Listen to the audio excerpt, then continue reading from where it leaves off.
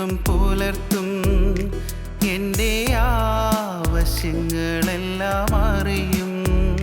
ദുഃഖനാളിൽ കൈവിടാതെ തൻ്റെ ചിറകിൻ നിഴലിൽ മറയ്ക്കും.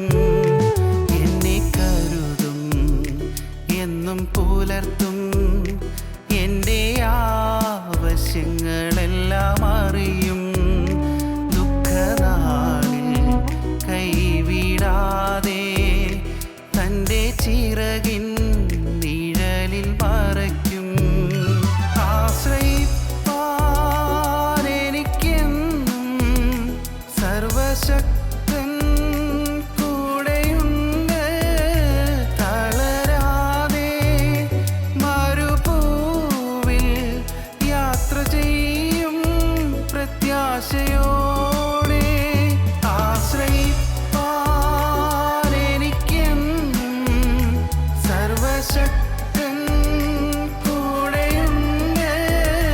തളരാതെ മരുഭൂവിൽ യാത്ര ചെയ്യും പ്രത്യാശയോടെ.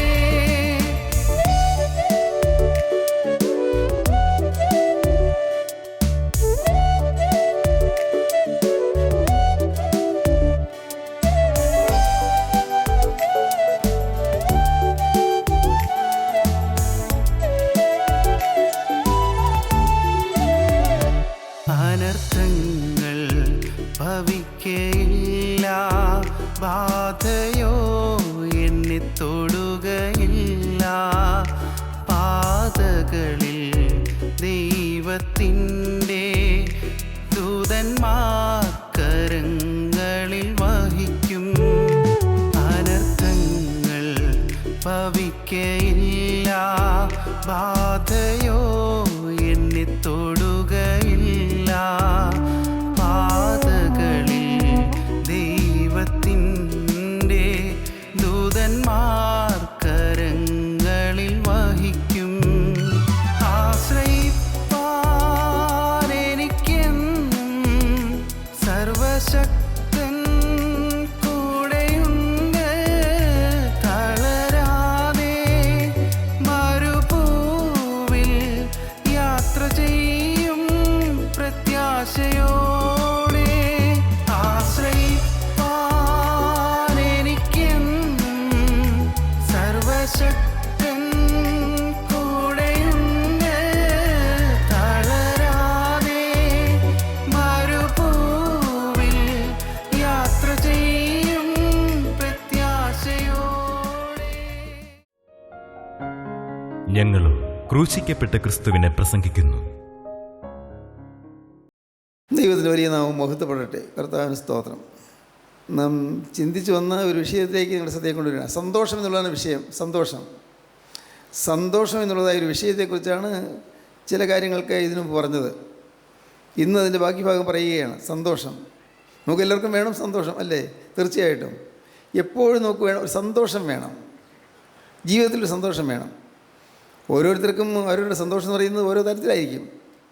ചിലത് നിമിഷ നേരത്തേക്കുള്ളൊരു സന്തോഷമായിരിക്കാം, ചിലത് ഭൗതികമായൊരു സന്തോഷമായിരിക്കാം, ചിലത് കുടുംബപരമായൊരു സന്തോഷമായിരിക്കാം, ചിലത് ഒരുപക്ഷെ ആത്മാവിനെക്കുറിച്ചുള്ളതായ സന്തോഷമായിരിക്കും. ആത്മാവിനെക്കുറിച്ചുള്ള സന്തോഷം, രോഗസൗഖ്യം കിട്ടുന്നുള്ളതായ സന്തോഷം, ആത്മാവ് സ്വർഗ്ഗത്തിൽ എത്തുവാനുള്ളതായ ആ വാഗ്ദത്വം അനുഭവിക്കുവാനുള്ള സന്തോഷം. ഇങ്ങനെ സന്തോഷത്തെക്കുറിച്ചാണ് നിങ്ങൾ ഇപ്പോൾ കേൾക്കാൻ പോകുന്നത്. നിങ്ങളെല്ലാവരും ഓർക്കണം, എനിക്ക് എന്ത് സന്തോഷമാണ് ഇപ്പോൾ വേണ്ടത്, എനിക്ക് ഏത് തരത്തിലുള്ള സന്തോഷമാണ് വേണ്ടത്. നിങ്ങൾ ചിന്തിക്കണം. ദൈവത്തിന് സ്തോത്രം. എന്താണ് എനിക്ക് വേണ്ടത്? തരാൻ കർത്താവ് തയ്യാറാണ്. നിൻ്റെ ഹൃദയത്തിലെ ആഗ്രഹങ്ങളെ നിനക്ക് തരും. സ്തോത്രം. ദൈവത്തിന് സ്തോത്രം. അപ്പോൾ നിങ്ങൾ പറയും, ചിന്തിക്കും, സാറേ അതെൻ്റെ പ്രശ്നം അത്ര എളുപ്പം മാറുന്നതല്ല, അത് രൂക്ഷമായൊരു പ്രശ്നമാണ്, അത് കൈകാര്യം ചെയ്യുന്നത് ഇറ്റ് ഈസ് തർലി ഇമ്പോസിബിൾ, സാധ്യമല്ല കർത്താവേ, അത് പറ്റില്ല, എന്നെ കൊണ്ടോ അല്ല എൻ്റെ മക്കളെ കൊണ്ടോ ഒന്നും തീരാൻ സാധിക്കുന്ന കാര്യമല്ല. എൻ്റെ കടം കൊണ്ടോ തീരാൻ പോകുന്നു, എൻ്റെ ബിസിനസ് ഉണ്ടോ ഇനി വളരാൻ പോകുന്നു, എൻ്റെ ജീവിതം ഉണ്ടോ ഇനി തളർക്കാൻ പോകുന്നു, ഈ പ്രായത്തിൽ എനിക്കുണ്ടോ ഒരു കുഞ്ഞ് ജനിക്കാൻ പോകുന്നു. പലരുടെയും മനസ്സിൽ അന്ധമായ അവിശ്വാസം വന്നിരിക്കുകയാണ്. അന്ധത മാറ്റുക, അവിശ്വാസത്തെ മാറ്റുക. ക്രിസ്തു പറയുന്നു, അത്ഭുതങ്ങൾ നിനക്ക് കാണാനുണ്ടായെന്ന്. അത്ഭുതങ്ങൾ.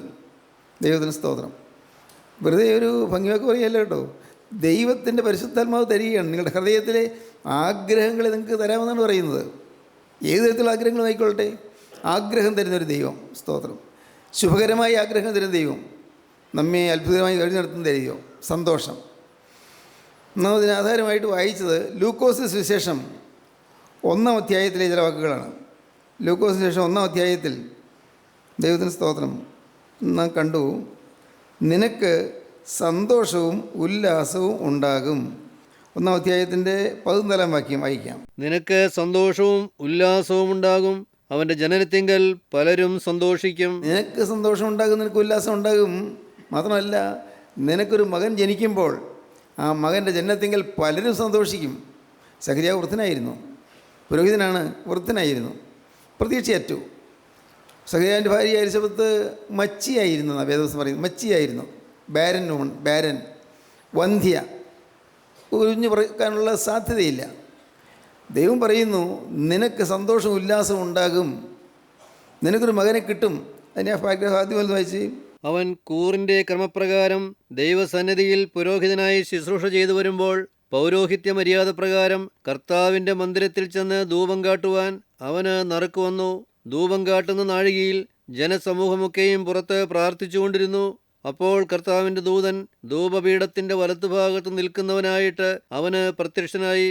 സെക്കര്യാവ് അവനെ കണ്ട് ഭ്രമിച്ച് ഭയപരവശനായി. യാഹയെ കണ്ടപ്പോൾ സെക്കര്യാവ് ഭ്രമിച്ചു പോയി. ശുശ്രൂഷ ചെയ്തുകൊണ്ടിരിക്കുകയാണ്. അതിതേജസിൻ്റെ ആ മഹത്വമേറിയ സന്നിധാനത്തിൽ ശുശ്രൂഷ ചെയ്തുകൊണ്ടിരിക്കുകയാണ്. അതിവിശുദ്ധ സ്ഥലത്ത് ശുശ്രൂഷ ചെയ്തുകൊണ്ടിരിക്കുകയാണ്. ആ ശുശ്രൂഷയുടെ മധ്യത്തിൽ പെട്ടെന്ന് ഒരു മാലാഖ പ്രത്യക്ഷപ്പെടുന്നു. പേടിച്ചുപോയി, ഭയപരവശനായി. ദൂതൻ അവനോട് പറഞ്ഞത്, സെക്കര്യാവേ, ഭയപ്പെടേണ്ട, നിന്റെ പ്രാർത്ഥനയ്ക്ക് ഉത്തരമായി നിന്റെ ഭാര്യ എലിസബത്ത് നിനക്ക് ഒരു മകനെ പ്രസവിക്കും. അവന് യോഹന്നാനെന്ന് പേരിടേണം. നിനക്ക് സന്തോഷവും ഉല്ലാസവും ഉണ്ടാകും, അവൻ്റെ ജനനത്തിങ്കൽ പലരും സന്തോഷിക്കും. തേജോരൂപിയായ മാലാഖ വന്ന് നിന്നപ്പോൾ സഖര്യാവ് പേടിച്ചുപോയി, ഭ്രമിച്ചുപോയി, ഭയപരവശനായി തീർന്നു. ഉടനെ ദൂതൻ പറഞ്ഞു, സഖര്യാവെ, ഭയപ്പെടണ്ട, നിന്റെ പ്രാർത്ഥനയ്ക്ക് ഉത്തരമായി. സ്തോത്രം. പ്രാർത്ഥിച്ചു കൊണ്ടിരുന്ന ദൈവദാസൻ്റെ പ്രാർത്ഥനയ്ക്ക് ഉത്തരമായി. സഹോദരങ്ങളെ, നിങ്ങൾ പ്രാർത്ഥിക്കുന്നവരാണോ? നിങ്ങൾ കൂടിയ കഴിയുമെന്ന് വിചാരിച്ച് പ്രാർത്ഥിക്കുന്നവരാണോ? നിൻ്റെ പ്രാർത്ഥനയ്ക്ക് ഉത്തരമായി എന്നാണ് പറയുന്നത്. നിൻ്റെ ഭാര്യ എലിസബത്ത് ഗർഭധരിച്ച മകനെ പ്രസവിക്കും. നിൻ്റെ പ്രാർത്ഥനയ്ക്ക് ഉത്തരം. എന്തൊരു ആശ്വാസകരമായ വാക്കാണ് അത് കിട്ടിയത്. നിൻ്റെ പ്രാർത്ഥനയ്ക്ക് ഉത്തരമായി. പ്രാർത്ഥന കേൾക്കുന്ന ഒരു ദൈവമുണ്ട്. സഖര്യാവ് ശുശ്രൂഷ ചെയ്തുകൊണ്ടിരിക്കുകയാണ്, ദൈവത്തിൻ്റെ വേല ചെയ്യുന്നത്. പക്ഷേ ഇങ്ങനെ പ്രതീക്ഷയില്ല, ഇങ്ങനൊരു കാര്യം നടക്കുന്ന പ്രതീക്ഷയില്ല. കാരണം തൊട്ട് മുമ്പ് വായിക്കുന്ന എങ്ങനെയാണ്, എലിസബത്ത് മച്ചിയാകൊണ്ട് അവർക്ക് സന്തതിയില്ലാഞ്ഞു, ഇരുവരും വയസ്സ് എന്നൊരുവായിരുന്നു. മച്ചിയായിരുന്നു, മക്കളില്ല, ഇരുവരും വയസ്സ് എന്നൊരുവായിരുന്നു. ഇനി പ്രതീക്ഷയ്ക്ക് വകയില്ല. സ്തോത്രം.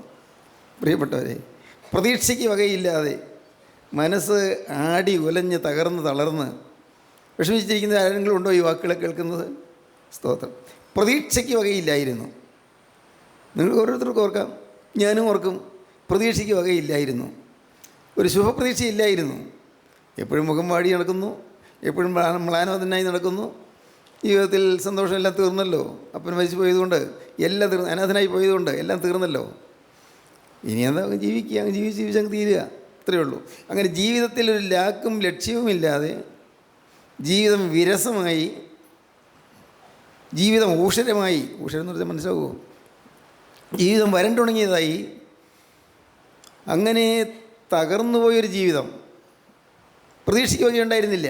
പക്ഷേ ദൈവം പറയുന്നു, സഖര്യാവേ, ഭയപ്പെടേണ്ട, നിൻ്റെ പ്രാർത്ഥനയ്ക്ക് ഉത്തരമായി. സ്വർഗത്തിൽ നിൻ്റെ പ്രാർത്ഥന എത്തിയിരിക്കുന്നു, നിൻ്റെ പ്രാർത്ഥന സ്വർഗത്തിൽ എത്തിയിരിക്കുന്നു. നിങ്ങൾക്ക് ഈ വാക്ക് കേൾക്കണമോ കർത്താവിൽ നിന്ന്? ഇപ്പോൾ നിങ്ങൾ കേട്ടുകൊണ്ടിരിക്കുമ്പോൾ തന്നെ നിങ്ങളുടെ കർത്താവ് പറയുന്നത്, കർത്താവേ, അത് എൻ്റെ സ്വന്തം അനുഭവത്തിലേക്ക് എനിക്ക് തരുന്നൊരു വചനമായി ഞാൻ സ്വീകരിക്കാൻ എനിക്ക് ഭാഗ്യം തരണമേ.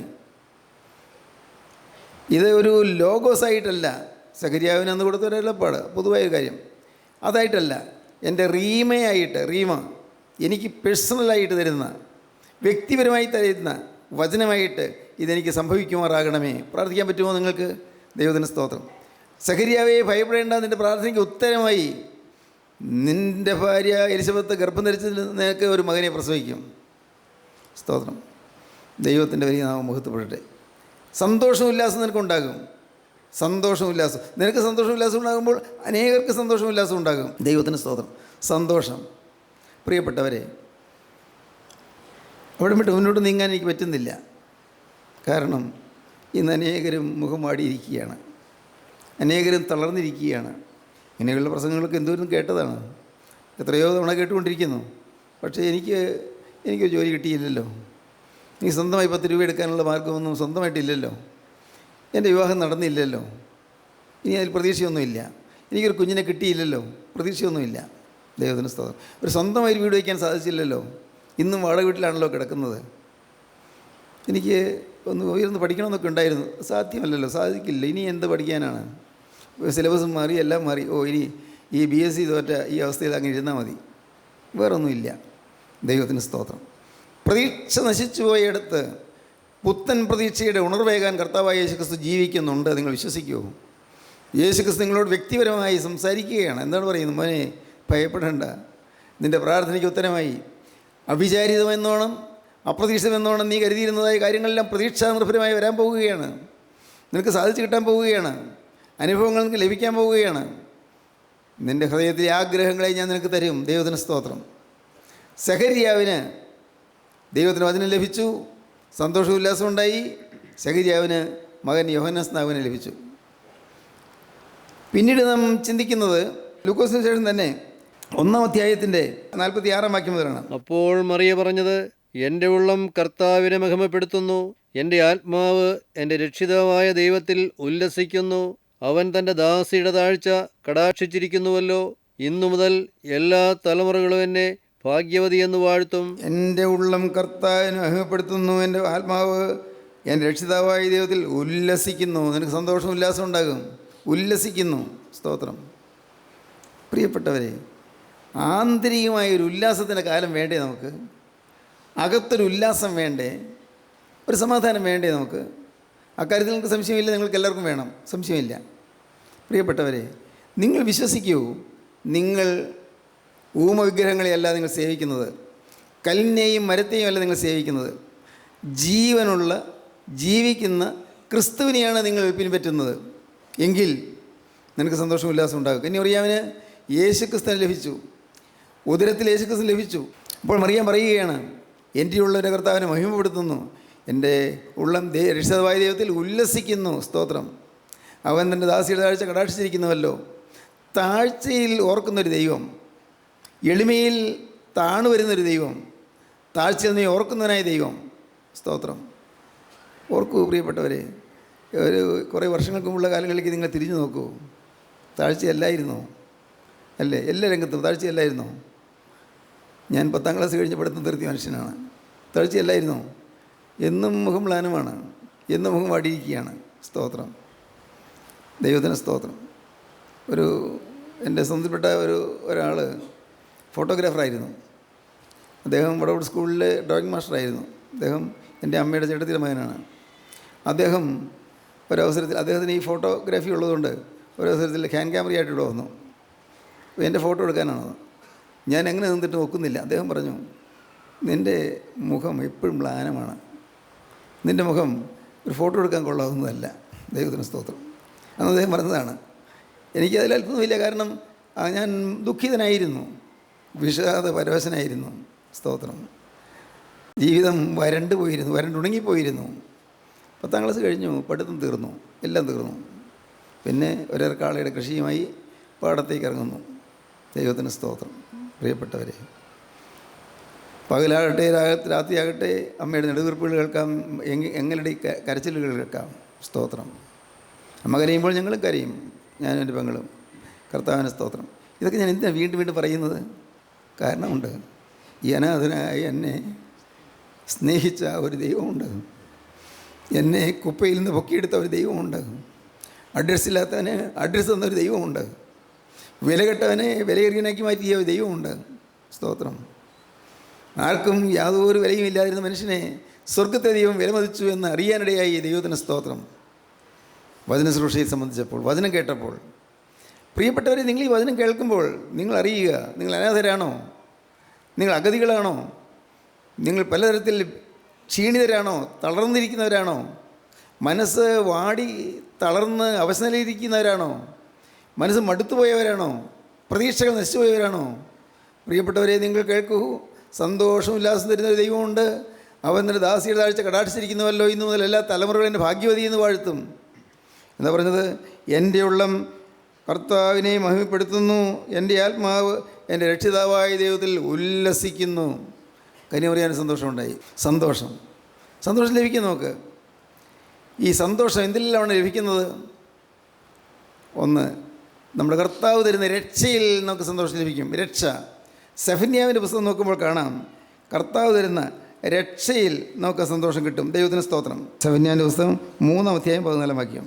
സിയോൻ പുത്രിയെ ഘോഷിച്ചാനന്ദിക്ക, സിയോൻ പുത്രിയെ ഘോഷിച്ചാനന്ദിക്ക, ഇസ്രായേലെ ആർപ്പിടുക, ഇസ്രായേലേ ആർപ്പിടുക, യെരൂശലേം പുത്രിയെ പൂർണ്ണ ഹൃദയത്തോടെ സന്തോഷിച്ച് ഉല്ലസിക്ക, യെരൂശലേം പുത്രിയെ പൂർണ്ണ ഹൃദയത്തോടെ സന്തോഷിച്ച് ഉല്ലസിക്കുക. യഹോവ നിന്റെ ന്യായവിധികളെ മാറ്റി, യഹോവ നിന്റെ ന്യായവിധികളെ മാറ്റി. നിനക്കുള്ള ന്യായവിധികളെല്ലാം കർത്താവ് മാറ്റി. നിനക്കുള്ള ശിക്ഷാവിധിയെല്ലാം കർത്താവ് മാറ്റി. നിന്റെ ശത്രുവിനെ നീക്കിക്കളഞ്ഞിരിക്കുന്നു, ശത്രുവായ പൈശാചികനെ നിന്നിൽ നീക്കിക്കളഞ്ഞിരിക്കുന്നു. ഇസ്രായേൽ രാജാവായ യഹോവ നിന്റെ മധ്യേ ഇരിക്കുന്നു, ഇസ്രായേൽ ദൈവമായ രാജാവ് നിന്റെ മധ്യേ ഇരിക്കുന്നു. ഇനി നീ അനർത്ഥം കാണുകയില്ല. ഇനി നീ അനർത്ഥം കാണുകയില്ല. സിയോൻ പുത്രിയെ ഘോഷിച്ചാനന്ദിക്കുക. രാജാവ് നിന്നെ സ്വീകരിച്ചിരിക്കുന്നു. രാജാവ് നിന്നെ സംരക്ഷിച്ചിരിക്കുന്നു. നിനക്ക് രക്ഷ തന്നിരിക്കുന്നു. രക്ഷ. യെശയ്യാപ്രവാചകൻ പറയും, 35-ാം അധ്യായത്തിൻ്റെ 10-ാം വാക്യത്തിൽ പറയും, രക്ഷ.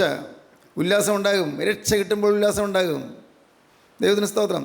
നമുക്ക് പരീക്ഷയിൽ തോൽവി വന്നു ഇല്ലേ? കുട്ടികൾ പരീക്ഷയിൽ തോൽക്കുന്നു. വിചാരിച്ചതുപോലെ മാർക്ക് കിട്ടിയില്ല. സങ്കടമുണ്ട്. അപ്പനും സങ്കടമുണ്ട്, അമ്മയ്ക്കും സങ്കടമുണ്ട് ഇല്ലേ? വേണ്ടപ്പെട്ടവർക്കൊക്കെ സങ്കടമുണ്ട്. കൂട്ടുകാർക്കും സങ്കടമുണ്ട്, സഹോദരങ്ങൾക്ക് സങ്കടമുണ്ട്. വിചാരിച്ച മാർക്ക് കിട്ടിയില്ല. പക്ഷേ അപ്പോഴുണ്ട് ദൈവം പറയുന്നു, നീ ഈ ലോകത്തിലെ സന്തോഷങ്ങൾ നിനക്ക് കിട്ടിയില്ലെങ്കിലും നിനക്ക് ആത്മാവിൽ രക്ഷ തരാം. രക്ഷയിൽ നിനക്ക് സന്തോഷിക്കാം. നിത്യജീവൻ നിനക്ക് തരാം. ഈ ലോകം ശാശ്വതമല്ല. നിലനിൽക്കുന്നൊരു ജീവിതമുണ്ട്. ക്ഷയിക്കാത്തൊരു ജീവിതമുണ്ട്. അക്കരദേശത്തൊരു ജീവിതമുണ്ട്. അത് സ്വർഗ്ഗ സിയോൻ പുരിയിലാണ്. സ്വർഗ്ഗ സിയോൻ നഗരത്തിൽ നിനക്കൊരു ജീവിതമുണ്ട്. അവിടെ നിനക്ക് വേണ്ടി ഞാൻ പണിയുന്ന കൊട്ടാരമുണ്ട്. ഹല്ലേലൂയ. ദൈവത്തിന് സ്തോത്രം. ദൈവവേദിയിലെ നീ മനസ്സിലാക്കുന്നുണ്ടോ? ഇന്നിവിടെ കണ്ണീരും കടിയുമായി കഴിയുന്നു. ഇന്ന് എതിർപ്പുകളുണ്ട്, പോരാട്ടങ്ങളുണ്ട്, അപവാദങ്ങളുണ്ട്, തെറ്റിദ്ധാരണകളുണ്ട്. ഇന്ന് പല രീതിയിലായ വലച്ചിലുകളുണ്ട്. വിഷമിച്ച് കഴിയുന്നു. ഇല്ലായ്മയും വല്ലായ്മയും ഉണ്ട്. ദൈവത്തിന് സ്തോത്രം. എന്നാൽ കർത്താവ് പറയുന്നു, നിനക്ക് ഏറ്റവും വലുത് നിനക്ക് തരാം. രക്ഷ നിനക്ക് തരാം. 35:10. അങ്ങനെ യഹോവയാൽ വീണ്ടെടുക്കപ്പെട്ടവർ മടങ്ങി ഉല്ലാസഘോഷത്തോടെ സിയോനിലേക്ക് വരും. നിത്യാനന്ദം അവരുടെ തലമേൽ ഉണ്ടായിരിക്കും. നിത്യാനന്ദം തലമേലുണ്ടായിരിക്കും. നിത്യാനന്ദം തലമേലുണ്ടാകുമ്പോൾ നിത്യരക്ഷയാണ് ലഭിക്കുന്നത്. നിത്യരക്ഷ. ഇവിടുത്തെ ജീവിതം കഴിഞ്ഞ് നാം പോകുമല്ലോ. ദൈവത്തിന് വലിയ നാമം മഹത്വപ്പെടട്ടെ. ഒരു ദിവസം നാം എല്ലാം കടന്നു പോകും. കടന്നു ചെല്ലുമ്പോൾ ജീവൻ്റെ നാഥനായ കർത്താവായ യേശുക്രിസ്തുവിൻ്റെ രാജ്യത്തെത്തിയില്ലെങ്കിൽ പ്രിയപ്പെട്ടവരെ, എത്രയോ ഭയാനകമായ നഷ്ടം, തീർത്താൽ തീരാത്ത നഷ്ടം, നികത്താനാവാത്ത നഷ്ടം.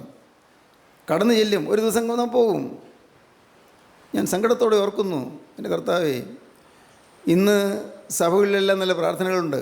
എല്ലാ സഭകളിലും, യാക്കോബായ സഭയിലും ഓർത്തഡോക്സ് സഭയിലും കത്തോലിക്ക സഭയിലും പെന്തക്കോസ്ത് സഭയിലൊക്കെ ഉണ്ട്. എല്ലാം നല്ല പ്രാർത്ഥനകളുണ്ട്. പക്ഷേ ഈ പ്രാർത്ഥനയിലെല്ലാം നിത്യജീവനെക്കുറിച്ച് പറയുന്നത് ആരും ഗവനിക്കുന്നില്ല. അത് ആർക്കും പറഞ്ഞു കൊടുക്കുന്നുമില്ല. നിത്യജീവൻ അതാർക്കും പറഞ്ഞു കൊടുക്കുന്നില്ല. പറഞ്ഞു കൊടുക്കാനുള്ള സംവിധാനമില്ല. ദൈവത്തിന് സ്തോത്രം. ഞാൻ ദൈവത്തെ മഹത്വപ്പെടുത്തിക്കൊണ്ട് പറയട്ടെ, നമ്മുടെ ഈ കൂട്ടായ്മയിൽ വേറൊരു വിഷയം പറയുന്നില്ല. ഇവിടെ ആകെ നിത്യജീവൻ്റെ കാര്യമേ പറയുന്നുള്ളൂ. നിത്യരക്ഷ, രക്ഷയുടെ കാര്യം മാത്രമേ പറയുന്നു. നിത്യരക്ഷ, നിത്യരക്ഷ കിട്ടുക, അതാണ് സന്തോഷം. നിത്യരക്ഷ. ഇവിടെ കണ്ണീരാണെങ്കിലും, ഇവിടെ ദുരിതമാണെങ്കിലും, ഇവിടെ യാതനയാണെങ്കിലും, ഇവിടെ വേദനയാണെങ്കിലും, ഇവിടെ വളരെ വേദനാകരമായ അനുഭവങ്ങൾ നേരിടേണ്ടി വന്നാലും ഒരു നിത്യരക്ഷ നമുക്കുണ്ട് എന്നുള്ളതാണ് നമുക്കുള്ള സന്തോഷം. അപ്പോസ്തലനായ പൗലോസ് റോമർക്ക് ലേഖനം എഴുതുമ്പോൾ 8-ാം അധ്യായത്തിൽ പറയും, നമ്മിൽ വെളിപ്പെടുവാനുള്ള തേജസ് വിചാരിച്ചാൽ ഈ കാലത്തിലെ കഷ്ടങ്ങൾ സാരമില്ല എന്ന് ഞാൻ എണ്ണുന്നു. സ്തോത്രം. വലിയൊരു തേജസ് നമുക്ക് വേണ്ടി ഒരുക്കിയിരിക്കുന്നു. സഹോദരങ്ങളെ, നിങ്ങളിത് അനുഭവിക്കുന്നുണ്ടോ? വലിയൊരു തേജസ്. ഇന്ന് നേരം സന്ധ്യയാകുന്നതിന് മുൻപ് എൻ്റെ ശരീരത്തിൽ നിന്ന് എൻ്റെ പ്രാണൻ വിട്ടുപോയാൽ എൻ്റെ ആത്മാവ് കർത്താവായ യേശുവിൻ്റെ പാദപീഠത്തിൽ ചെല്ലുമോ, അതോ പാതാളത്തിൽ യാതന സ്ഥലത്തേക്ക് പോകുമോ? സ്തോത്രം. ധനവാൻ മരിച്ചു, അടക്കപ്പെട്ടു, അവൻ പാതാളത്തിൽ യാതന സ്ഥലത്തേക്കാണ് പോയത്. ദരിദ്രനായ ലാസർ മരിച്ചു, അവനെ ആരും അടക്കിയൊന്നും പോലും പറയുന്നില്ല. പക്ഷേ അവൻ്റെ ആത്മാവ് അബ്രഹാമിൻ്റെ വഴിയിലേക്ക് പോയി, പർദീസായിലേക്ക് പോയി. ഇന്ന് നാം ഈ ഭൂമിയിൽ നിന്ന് മാറ്റപ്പെട്ടാൽ, ദൈവത്തിന് സ്തോത്രം, ഈ ഭൂമിയിൽ നിന്ന് മാറ്റപ്പെട്ടാൽ നമ്മുടെ ആത്മാവിൻ്റെ അവസ്ഥ എന്താണ്? പ്രാർത്ഥന ചൊല്ലി എന്നുള്ളതുകൊണ്ടോ, പള്ളിയിൽ പോയി എന്നുള്ളതുകൊണ്ടോ, ദുഃഖവെള്ളിയാഴ്ച കുരിശ് കുമ്പിട്ടു എന്നുള്ളതുകൊണ്ടോ, അതല്ലെങ്കിൽ നിങ്ങൾ പള്ളിക്ക് നേർച്ച കാഴ്ച കൊടുത്തു എന്നുള്ളതുകൊണ്ടോ ഒന്നും നിങ്ങൾക്ക് രക്ഷ കിട്ടുകയില്ല. അതും വേണ്ടെന്ന് ഞാൻ പറയില്ല. ദൈവത്തിന് സ്തോത്രം. അതുകൊണ്ടൊന്നും രക്ഷ കിട്ടുകയില്ല. മെഴുകുതിരി എത്തിച്ച് പിടിച്ചുകൊണ്ട് മധ്യസ്ഥ പ്രാർത്ഥനയ്ക്ക് നിന്നാലും രക്ഷ കിട്ടുകയില്ല. പ്രിയപ്പെട്ടവർ, അല്ല നിങ്ങൾ പേരിന് കുമ്പസാരിച്ചാലും പേരിന് കുർബാന കൊണ്ടാലും രക്ഷ കിട്ടുകയില്ല. അതൊന്നും വേണ്ടെന്നല്ല പറഞ്ഞത്. അതൊക്കെ അറിയേണ്ടതുപോലെ അറിഞ്ഞ് അനുഭവിക്കേണ്ടതുപോലെ അനുഭവിക്കണം. വിശുദ്ധിയുള്ളവർക്ക് വെടിപ്പുള്ളവർക്ക് മാത്രം ഈ വിശുദ്ധതകൾ നൽകപ്പെടുന്നതാണ് പട്ടക്കാരൻ പറയുന്നത്. മദ്ബഹായിൽ നിന്നുള്ള കൽപ്പന ഏതാണ്? വിശുദ്ധിയുള്ളവർക്ക് വെടിപ്പുള്ളവർക്ക് മാത്രം ഈ വിശുദ്ധതകൾ നൽകപ്പെടുന്നു. ആരെങ്കിലും ചിന്തിച്ചിട്ടാണോ കുർബാന അനുഭവിക്കാൻ ചെല്ലുന്നത്? ഒന്നും ചിന്തിക്കുന്നില്ല. പാവം ഏറ്റു പറഞ്ഞിട്ടാണോ പോകുന്നത്? വാസ്തവമായി പാവം ഏറ്റു പറഞ്ഞാൽ പാവത്തിൽ നിന്ന് മോചനം കിട്ടിയിട്ടാണോ പോകുന്നത്? ചിന്താവിഷയമല്ല പലർക്കും. മറ്റുള്ളൊരു കാര്യം പോകട്ടെ, നമ്മുടെ കൂട്ടായ്മയിൽ വരുന്നവർ വാസ്തവത്തിൽ ദിവസം തങ്ങളെ തന്നെ ശോധന ചെയ്ത് വിശുദ്ധീകരണം അനുഭവിക്കുന്നുണ്ടോ? വിശുദ്ധീകരണം കിടാതെ ആർക്കും ദൈവത്തെ കാണുവാൻ കഴിയുകയില്ല. ഇന്ന് ചടങ്ങുകളുണ്ട്, അനുഷ്ഠാനങ്ങളുണ്ട്, ആചാരങ്ങളുണ്ട്. പക്ഷേ ഇന്ന് ആത്മാവിൻ്റെ ജീവനില്ല. നിത്യജീവൻ ലഭിച്ചു എന്നുള്ള സന്തോഷം, നിത്യജീവൻ കിട്ടുക എന്നുള്ളതിൽ സന്തോഷം. സ്നേഹിതരെ, നിങ്ങളിപ്പോൾ തന്നെ നിങ്ങളുടെ ഹൃദയത്തിലേക്ക് നോക്കൂ. ഇന്ന് ഞാൻ കടന്നുപോയാൽ എൻ്റെ കർത്താവിൻ്റെ സന്നിധിയിൽ എനിക്ക് ചെല്ലാൻ പറ്റും. യേശുവിൻ്റെ രക്തം എന്നെ വീണ്ടെടുത്തിരിക്കുന്നു. യേശു ക്രിസ്തു ക്രൂസിൽ മരിച്ച ആ ക്രൂസിലെ തിരുവലി മൂലം ആ തിരുരക്തത്താൽ എന്നെ അവിടുന്ന് കഴുകി വെടിപ്പാക്കിയിരിക്കുന്നു. പാവമില്ലാത്തൊരു ജീവിതം നയിക്കുവാൻ ഞാനൊരു തീരുമാനം എടുത്തിരിക്കുന്നു. ആ തീരുമാനം ഞാൻ കർത്താവിൻ്റെ സന്നിധിയിൽ സമർപ്പിച്ചിരിക്കുന്നു. കർത്താവ് എന്നെ പാവമില്ലാത്ത വഴിയിൽ കൂടി നടത്തും. അതുകൊണ്ട് ഞാൻ എപ്പോൾ കടന്നു പോയാലും ഞാൻ ദൈവരാജ്യത്തിലെത്തും, കർത്താവിൻ്റെ സന്നിധിയിൽ എത്തുമെന്ന്, നിത്യരക്ഷ എനിക്ക് കിട്ടുമെന്ന്, നിത്യമായ രക്ഷ എനിക്ക് കിട്ടുമെന്ന് ഉറപ്പുണ്ടോ പ്രിയപ്പെട്ടവരെ? ആ ഉറപ്പാണ് ക്രിസ്തീയ ജീവിത ആവശ്യം. ഇതെല്ലാം താൽക്കാലികമായ ജീവിതമല്ല ഇവിടെ കാണുന്നതെല്ലാം. ദൈവത്തിന് സ്തോത്രം. പ്രിയപ്പെട്ടവരെ, നിത്യജീവൻ്റെ അവകാശം നാം പ്രാപിക്കുക, നിത്യജീവൻ നേടുക, നിത്യജീവൻ പ്രാപിക്കുക. ദൈവത്തിന് സ്തോത്രം. ഈ നിത്യജീവൻ്റെ അനുഭവം നമുക്ക് കിട്ടിയില്ലെങ്കിൽ നാം പൂജ്യമാണ്, ഒന്നും വിലയില്ലാത്തവരാണ്. അവസാനം നാം കൈകാലിട്ടടിച്ചിട്ട് ഫലമില്ല. മരണം വന്ന് അടുത്ത് വീഴുമ്പോഴേക്കും നാം വെപ്രാളത്തിലാകും, പരിഭ്രമിക്കും, ഒരുപക്ഷെ ബോധമില്ലാതെ കിടക്കുകയായിരിക്കും. അല്ല, ബോധമുണ്ടെങ്കിലും പരിഭ്രാന്തരായിത്തീരും, ഭയവിഹുലരായി തീർന്നുകൊണ്ട് അയ്യോ നഷ്ടപ്പെട്ടു പോയല്ലോ എന്നോർക്കും. നമ്മുടെ പാവങ്ങളെല്ലാം വന്ന് എതിരെ അണിനിരക്കും. എല്ലാ പാവവും നമുക്ക് മുമ്പിൽ വന്ന് അണിനിരക്കും. നമ്മുടെ ജീവിതത്തിൽ വന്ന് എല്ലാം ഒരൊറ്റ മിനിറ്റ് കൊണ്ടെല്ലാം വന്ന് അണിനിരന്ന് നിൽക്കും. എല്ലാം അയ്യോ ഇതൊക്കെ ഞാൻ ചെയ്തിട്ട് എനിക്ക് മോചനം കിട്ടിയില്ലല്ലോ, ഞാൻ കുമ്പസാരിച്ചായിരുന്നു, ഞാൻ കുർബാന ഉണ്ടായിരുന്നു, ഞാൻ പള്ളിയിൽ പോയായിരുന്നു, പക്ഷേ എനിക്ക് ഇതൊന്നും കിട്ടിയില്ലല്ലോ, രക്ഷ കിട്ടിയില്ലല്ലോ. എല്ലാ പാവവും വന്ന് അണിനിരക്കുമ്പോഴേക്കും ഭയവിഹുലരായി തീരും. അയ്യോ കർത്താവേ ഞാൻ എന്തു വേണ്ടു? പക്ഷേ അപ്പോൾ വിളി കേൾക്കാൻ ആളില്ല. സ്തോത്രം. ആ സമയത്ത് സമയം കഴിഞ്ഞുള്ള നിലവിളി കേൾക്കാൻ ആളില്ല. യേശു ഇല്ല, യേശു ഇവിടെ വരികയില്ല, യേശു എടുക്കാൻ പറ്റുകയില്ല. അവസരം തന്നു, അവസരം ഉപയോഗിച്ചില്ല. അതുകൊണ്ട് സംഭവിക്കാൻ പോകുന്ന നിത്യനരകത്തിലേക്കുള്ള യാത്രയാണ്. കർത്താവിന് സ്തോത്രം, ദൈവത്തിന് സ്തോത്രം. എന്നാൽ പ്രിയപ്പെട്ടവരെ, ഈ ഭൂമിയിൽ ജീവിച്ചിരിക്കുമ്പോൾ, സുബോധമുള്ളപ്പോൾ, ഓർമ്മയുള്ളപ്പോൾ, ബുദ്ധിയുള്ളപ്പോൾ, ചിന്താശക്തിയുള്ളപ്പോൾ ഇപ്പോൾ ഇരുന്ന് ചിന്തിക്കണം. എൻ്റെ ജീവിതം, ഇതുവരെയുള്ള ജീവിതം എന്താണ്? ഞാൻ എന്താണ് നേടിയത്? ഞാൻ എന്ത് സമ്പാദിച്ചു? നിത്യജീവൻ ഞാൻ നേടിയോ? നിത്യരക്ഷ ഞാൻ കരസ്ഥമാക്കിയോ? എൻ്റെ ജീവിതം ഗ്യാരൻറ്റീഡാണോ? എൻ്റെ ജീവിതം കർത്താവായതിൻ്റെ രാജ്യത്ത് ചെല്ലുമെന്നുള്ള ഉറപ്പുള്ളതാണോ? ദൈവത്തിന് സ്തോത്രം. നിങ്ങൾ ചിന്തിക്കുക പ്രിയപ്പെട്ടവരെ. ഇല്ലെങ്കിൽ നഷ്ടമാണെന്ന് ഞാൻ പറയുന്നത്. കർത്താവിൻ്റെ വലിയ നാമം മഹത്വപ്പെടട്ടെ. ഇന്നത് കേട്ടുകൊണ്ടിരിക്കുമ്പോൾ തന്നെ നിത്യജീവൻ്റെ അനുഭവം നിങ്ങൾക്ക് തരാൻ കർത്താവ് നിങ്ങളുടെ അരികിലേക്ക് വന്നിട്ടുണ്ട്. അവിടുന്ന് നിങ്ങളെ ആശയോടെ നോക്കുകയാണ്. ആരെങ്കിലും എനിക്ക് വേണ്ടി ഹൃദയം താഴ്ത്തുന്നുണ്ടോ? സഖരിയാവ് പ്രാർത്ഥിച്ചതുപോലെ വിനയത്തോടെ പ്രാർത്ഥിക്കുന്നുണ്ടോ? കന്യമറിയാൻ പറഞ്ഞതുപോലെ ഇതാ ഞാൻ കർത്താവിൻ്റെ ദാസി, എൻ്റെ വാക്കുപോലെ എനിക്ക് ഭവിക്കട്ടെ എന്ന് പറയുന്നതുപോലെ താഴ്മയോടെ സമർപ്പണം എടുക്കുന്നുണ്ടോ? നിത്യരക്ഷ പ്രാപിക്കാൻ ഹൃദയം ഉത്സുകമായി, ഹൃദയം സന്തോഷത്തോടെ നിത്യരക്ഷയ്ക്ക് വേണ്ടി വാഞ്ചിക്കുന്നുണ്ടോ? രക്ഷകനെ നോക്കുന്നുണ്ടോ? ക്രൂസിലേക്ക് നോക്കുന്നുണ്ടോ? ക്രൂസിൽ ചോദിച്ച് തിരരക്തത്തിലേക്ക് നോക്കുന്നുണ്ടോ? തിരരക്തത്താൽ വീണ്ടെടുപ്പ് അനുഭവിക്കുന്നുണ്ടോ? കർത്താവ് നോക്കിക്കൊണ്ട് നിൽക്കുകയാണ്. ആരെല്ലാം ഇപ്പോൾ ക്രൂസിലേക്ക് നോക്കുന്നു? ക്രൂസിൽ മരിച്ച രാജാതിരാജനെ ആരെല്ലാം കാണുന്നു? കർത്താവായ യേശുവിനെ ആരെല്ലാം കാണുന്നു? അവൻ്റെ തിരുമുഖത്തേക്ക് നിങ്ങൾ നോക്കുകയും അവങ്കലേക്ക് നോക്കി അവർ പ്രകാശിതരായി അവരുടെ മുഖം ലജ്ജിച്ചു പോയതുമില്ല. സ്തോത്രം. ദൈവത്തിന് സ്തോത്രം. മുഖം ലജ്ജിച്ചു പോയതുമില്ല. എൻ്റെ പ്രിയ സഹോദരങ്ങളെ, സമയം ഇനി വൈകരുത്, ഒട്ടും വൈകരുത്. അതിവേഗം നിങ്ങളുടെ ജീവിതം കർത്താവിന് സമർപ്പിച്ച് രക്ഷപ്പെടുവീൻ, ആത്മാവിന് നിത്യജീവൻ പ്രാപിപ്പീൻ. ജീവനുള്ള ദൈവമേ, കരുണയുള്ള കർത്താവേ, ഈ അത്ഭുത നിമിഷങ്ങൾ ഞങ്ങൾക്ക് സമ്മാനിച്ചതിനായി ഞങ്ങൾ നിന്നെ സ്തുതിക്കുന്നു. എൻ്റെ കർത്താവേ, നീ ഞങ്ങളുടെ കൂടെ തന്നെ ഉള്ളതിനായി ഞങ്ങൾ നിന്നെ സ്തുതിക്കുന്നു. സ്വർഗീയ മാലാഖമാർ ഉറ്റുനോക്കുന്നതിനായി ഞങ്ങൾ നിന്നെ സ്തുതിക്കുന്നു. സ്വർഗീയ ഇടങ്ങൾ ഭൂമിയിലേക്ക് നോക്കി ആശ്ചര്യം കൂറുന്നതിനായി ഞങ്ങൾ നിന്നെ സ്തുതിക്കുന്നു. എൻ്റെ കർത്താവ് അനേകരെ വീണ്ടെടുത്തതിനായി ഞങ്ങൾ നിന്നെ സ്തുതിക്കുന്നു. അനേകരുടെ പാവത്തിന് ബന്ധങ്ങൾ അഴിച്ചതിനായി നിന്നെ സ്തുതിക്കുന്നു. അപ്പോൾ രോഗസൗഖ്യം തന്നതിനായി നിന്നെ സ്തുതിക്കുന്നു. ഈ മക്കളെല്ലാം അനുഗ്രഹിക്കണമേ കർത്താവ്. ഈ മക്കളുടെ മേൽ തൃക്കരം വയ്ക്കണമേ. ഇവർ തങ്ങളുടെ ഭവനങ്ങളിലോ ഹോസ്പിറ്റലിലോ രോഗികളായി വിട്ടിച്ച് പോകുന്നവരെ അവിടുന്ന് കാണണമേ. അപ്പോൾ എല്ലാവർക്കും ആശ്വാസം കൊടുക്കണമേ. എൻ്റെ ജീവനുള്ള ദൈവമേ, നീ പ്രാർത്ഥന കേൾക്കുന്ന ദൈവമാകുന്നുവല്ലോ. ഞങ്ങളുടെ എളിയ പ്രാർത്ഥനകൾ നീ കേൾക്കുന്നുണ്ടല്ലോ കർത്താവേ. ഞങ്ങൾ വിട്ടു പോകല്ലേ, ഞങ്ങളോട് മനസ്സലിയണമേ. അർഹതയില്ലപ്പോൾ, അർഹതയില്ല, യോഗ്യതയില്ല. ഞങ്ങളോട് ചേർന്നിരിക്കണമേ. ഞങ്ങളോട്ട് മാറല്ലേ, നീ മാറിയാൽ ഞങ്ങൾ വീണു പോകും കർത്താവേ. പിടിച്ചുകൊള്ളണമേ. ഹാലലൂയ, ഹാലലൂയ, ഹാലലൂയ. എൻ്റെ യേശുവേ, രണ്ടാമത്തെ വരയിൽ പറന്നു വരുന്ന വിശുദ്ധന്മാരുടെ നിരയിൽ ഞങ്ങളെല്ലാവരും യോഗ്യരാക്കി തീർക്കണമേ. എല്ലാ നന്മകളാലും നിറയ്ക്കണം. യേശു ക്രിസ്തുവിൻ്റെ പരിശുദ്ധമായ നാമത്തിൽ പ്രാർത്ഥിക്കുന്നു. കൃപയോടെ കേൾക്കണമേ. ആമീൻ. ഹല്ലേലൂയ.